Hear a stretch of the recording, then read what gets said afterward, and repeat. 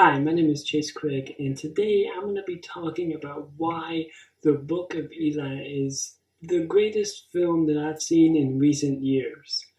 Now, I've seen a lot of people talking about Suicide Squad, and they're really dissecting every little detail about Suicide Squad and why it failed. So that forces me to ask, did the movie really fail? And I mean, after all, the actors are still working. A lot of the directors and producers are still working. They're still making sequels. The film itself is still doing well. Critically, the movie didn't do all that well, but that doesn't really matter. There's a lot of people who, like the target demographic of the movie, it scored really well with them. But there's a lot of people who are really angered by the movie, and they're not particularly comic book fans. But the comic book fans are not so happy. But you can't pander the film just to that one group. A lot of people who didn't really like the film aren't really fans of the comic book, but a lot of people can't understand, and a lot of people understand what was wrong with it. And so I try to come at this from an unbiased place.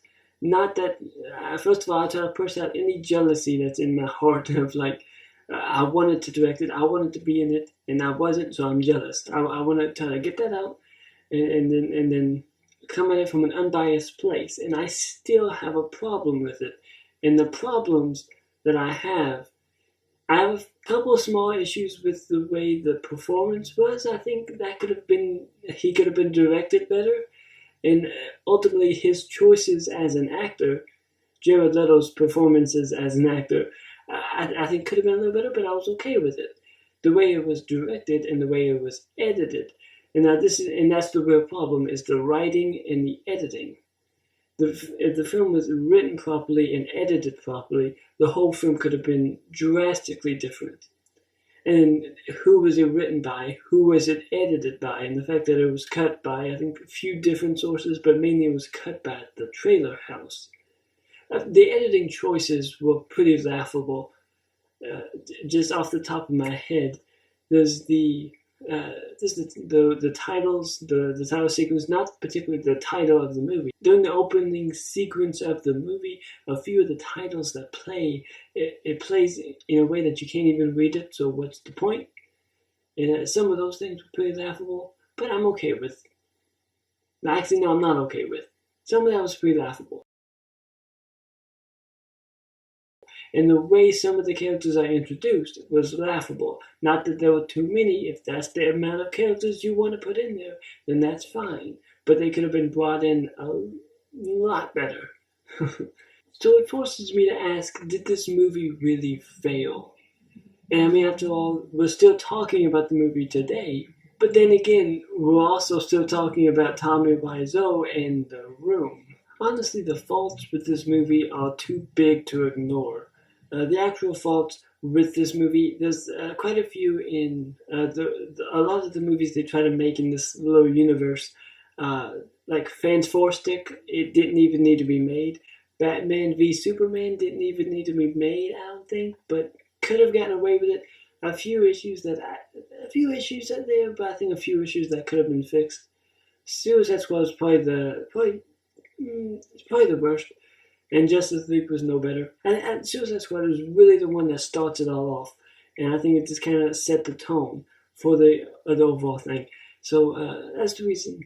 The point of what I'm making in this video is I'm going to use the Book of Eli as kind of an example that the last good movie that I've seen, and then how things have gotten since then. In the Book of Eli, the very introduction to the character, we see everything that we need to know about the character, his motivation, and the tone the movie is going to set. Then by the end of the movie, when we reveal that he's blind, spoiler alert, by the end of the movie when it's revealed that he's blind, it's also more of a little treat.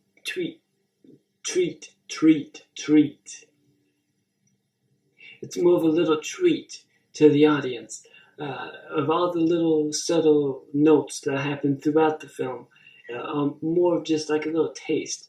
All those little things that happen throughout the film that kind of point to that are little treats to the audience. So then all the little things that happen in the movie, and all these little sort of things, that's kind of what makes the movie perfect in a way. And if I really think about it, that's kind of the last great film that I've seen.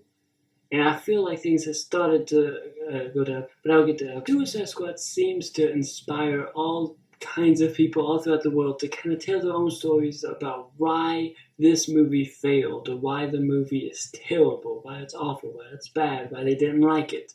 And what part of that is this new age when social media and people can just say whatever they want to or like that, but it doesn't really. I don't care about social media. I'm not calling it about social media. This is simply about the tube. This is simply for the tube, about the tube. Yes. I don't really consider the tube social media. It isn't. For starters, one thing people just don't want to really talk about is money. That this movie had as much money as it did, and a lot of the mistakes that the movie make are kind of amateurish. If they had like big mistakes where it's more of a, not big mistakes, but rather if this film had mistakes where it's like someone's life would have been on the line if they did this stunt, so they decided not to do it, that would be more understandable. But the mistakes this movie have are more amateurish. There's no excuse for this movie to have the kind of holes that this movie does, considering the budget that they have. But a lot of people don't want to have to talk about that, because the thing about it is with money is money creates power. Money means if you have it, then you can do basically anything.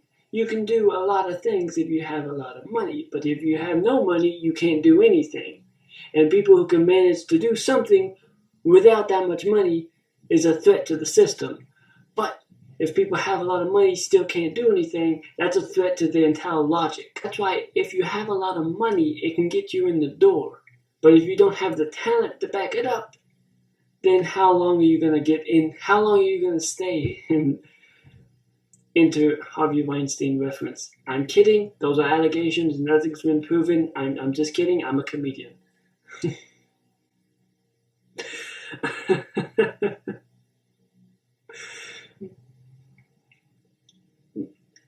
It's the money that can get you in the door, but the talent is what gets you further. And if you don't have the writing or the editing chops, then the film falls on its face. Side note, I remember about my Killer Instincts project, someone tried to say something one time about, this is what's terrible with film. It's just bad. I hate this guy. I hate his life. I hate everything about this, and everything's terrible. I can't believe it. I'm talking about it like it's a film, like it's an actual film. Because, first of all, I have absolutely no disillusions about the Killer Instincts project. That's why I don't consider it a film. I only have a title as a short film because it's a clickbait nature.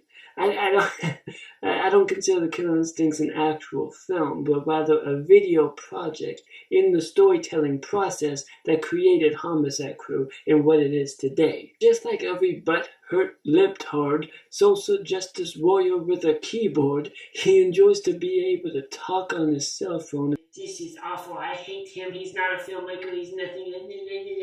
That was someone who cried on a comment section and soon deleted it.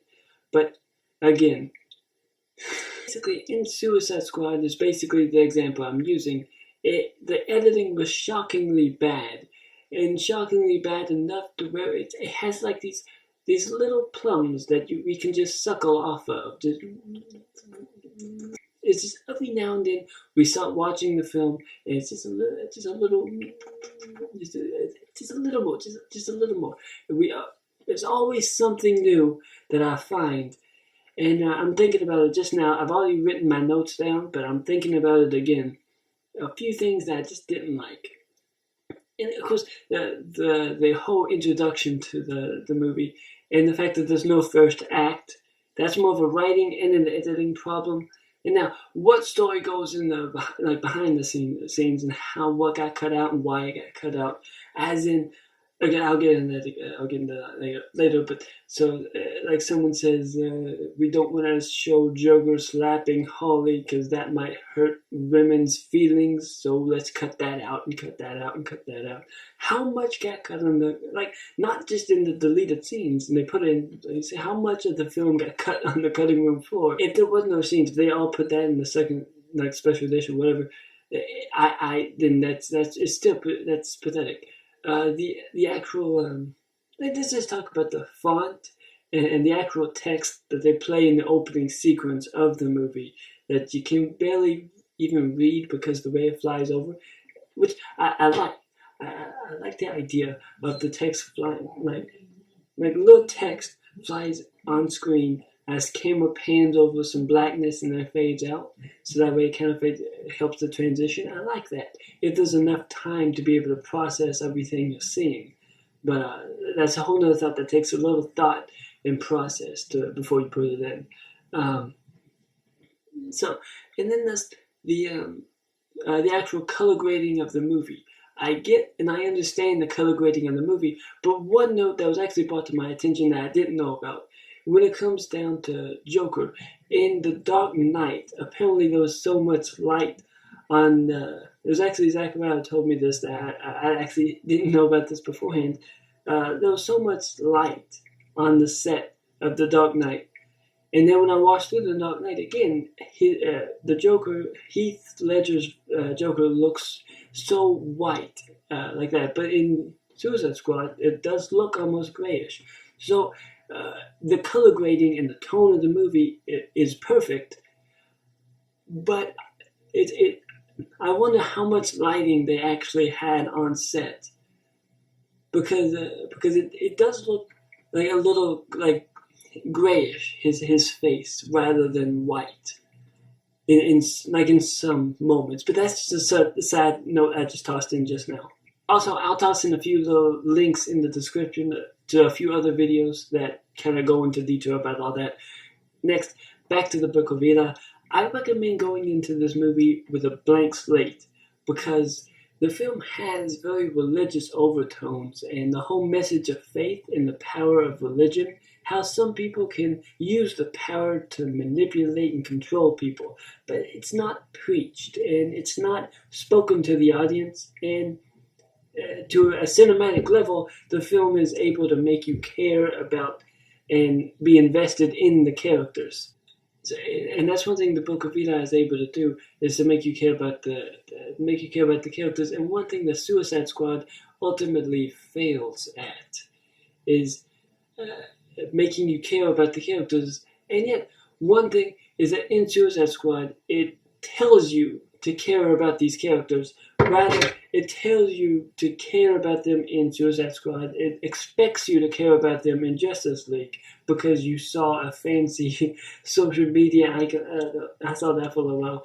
On the social media icons where you can flip through and Snapchat things with these filters of, and they expect you to care about the characters, but it doesn't really make them something to actually care about in the actual movie, for the movie standing on its own ground. Like the Marvel universe that Disney is able to build, it all has, they exist kind of within the same universe, kind of, but the movies stand on their own ground.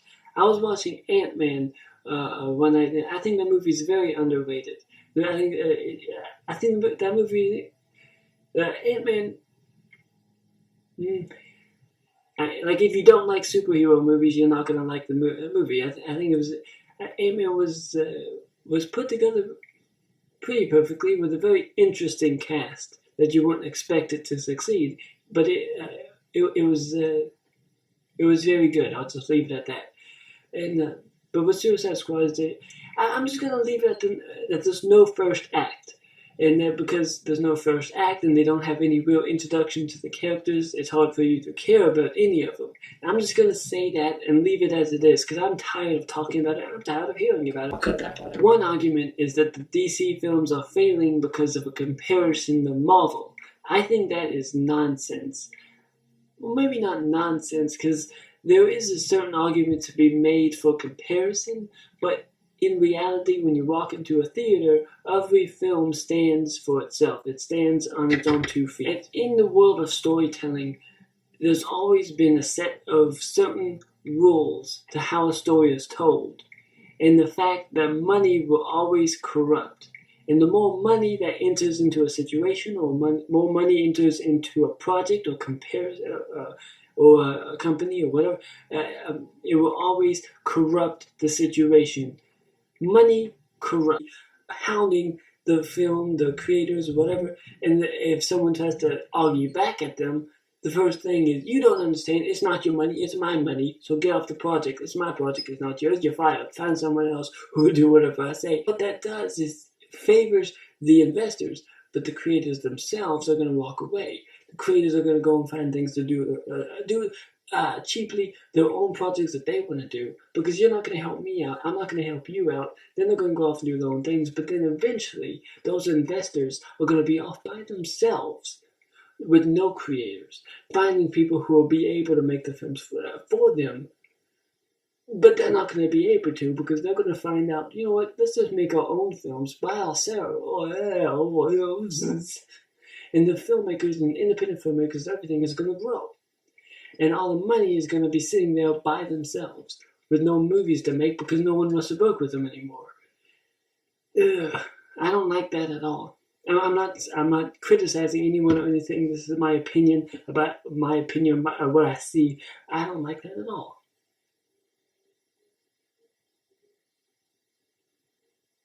I feel like I feel like I was channeling something right there. I feel like I was just talking out, and then something was channeling me, and I was just talking, and I'm like,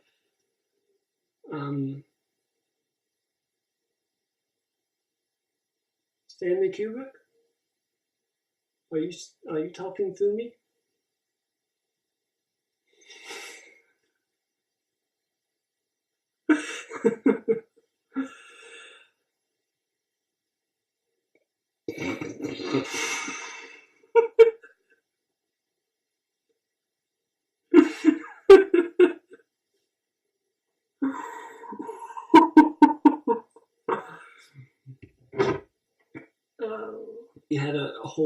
I had another thing I was going to talk about. I was going to talk about wrestling, music, and the rest of the film industry, and how money corrupts and things like that. I'm actually going to leave that part out. I think this feels like a good place to end this video on. This isn't really a condemnation, or this isn't like me criticizing, but simply my opinion on what I see of everything. And I guess ultimately, to end this video on a certain note, it's quality is the most important thing. Money is the most important thing, and story is the most important thing. So the best thing to do in filmmaking is to make sure we can maintain all three. You cannot let one outshine, or we cannot let one overshadow the other. Storytelling should always seem like it's coming first. But that's the reason why everyone has a job to do. With storytelling and the writing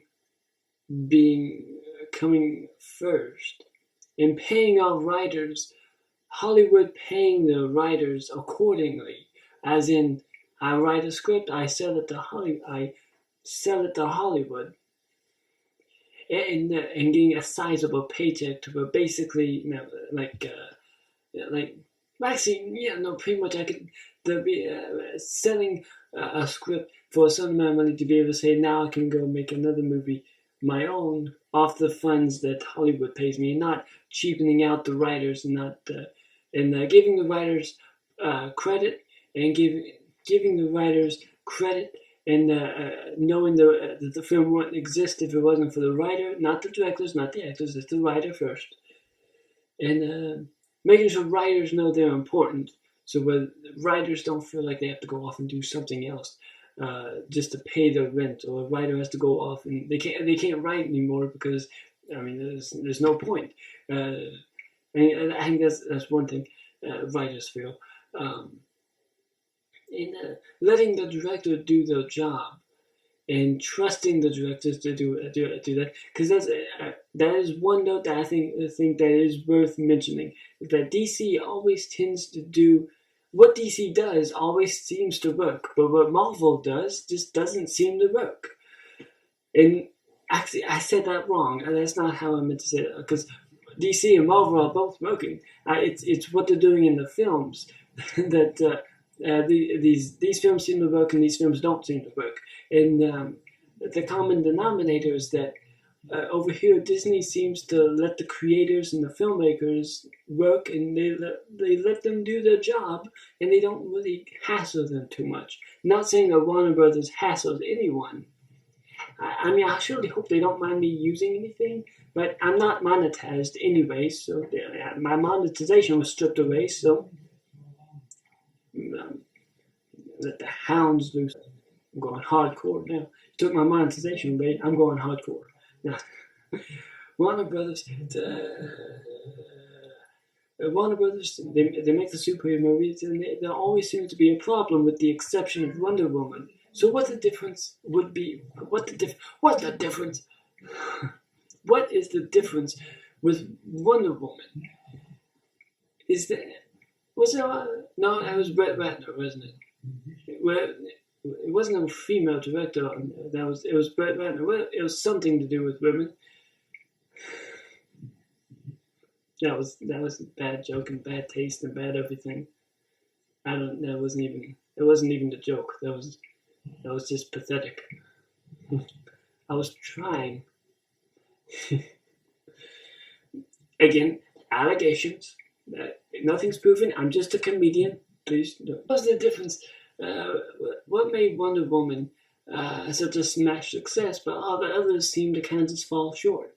And not just that Wonder Woman was a massive success, but when Wonder Woman massive success, they were like throwing parades over how Wonder Woman was a massive success, but they almost want to bury it when bury reviews or anything and be like, oh no, the film was doing fine, even if it didn't do fine. Oh, it was doing fine. Obviously, the reason would be that they know they're going to be doing these sequels, so they don't want to have anything, any news media that would affect that. So I'm going to cut out all that too. What was I saying? Basically, okay, I think I've spoken all I need to speak.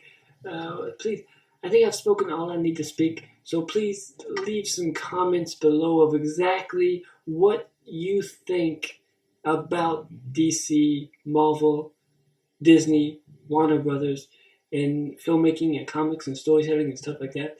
And make sure to like this video and subscribe if you haven't already. Check out links in the description. And I guess with that being said, I will see you in the next video.